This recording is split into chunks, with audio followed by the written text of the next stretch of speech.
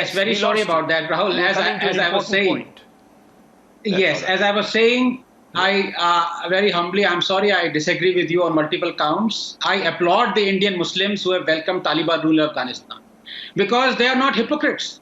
They know and understand the truth and are unapologetic about it. Let me explain first about giving legitimacy to the Taliban government. Well, is it the first authoritarian theocratic Islamic dictatorship to be recognized and given legitimacy? No.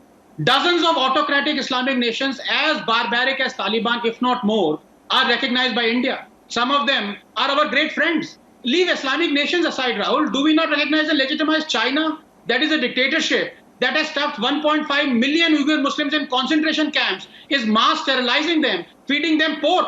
Or is that humane? Point number two, the Indian Muslims welcoming the Taliban know that the latter are only putting to practice what both they as well as the Indian Muslims praise and preach every day. So how is theory acceptable, but its implementation not? As an example, there's a report today of the Taliban ordering women in Kandahar to cover themselves up and adhere to a strict dress code or face punishment. Some Indian Muslims are outraged by this, but it is Allah who has prescribed that dress code, exact dress code for Muslim women, 2431, 3359, 726. Don't hate the Taliban just because they are following Allah's order and you aren't, because you are embarrassed by the verses. In reality, the Muslims who are cursing the Taliban are Islamophobic.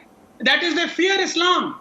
They fear to bring out the commandments of their holy book in their entirety on Jews, Christians, polytheistic Hindus, homosexuality, apostasy, heresy, dress code, wife beating, fornication, adultery, blasphemy, because they fear being called illiberal and hypocrites. So they end up condemning and branding as radicals the Taliban, who poor chaps are faithfully following the fundamentals. वो कह रहे होंगे हमारी क्या गलती है भाई? So they snare the fundamentalists but spare the fundamentals. Finally, Rahul, just 30 seconds.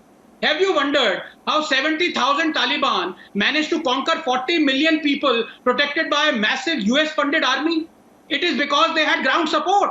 Let me give you some facts from the Afghanistan Pew survey conducted in non-Taliban, i.e. peaceful times. 99% of Afghans say they want Sharia law. 96% say converting others to Islam is a religious duty. 94% say wife is always obliged to obey husband.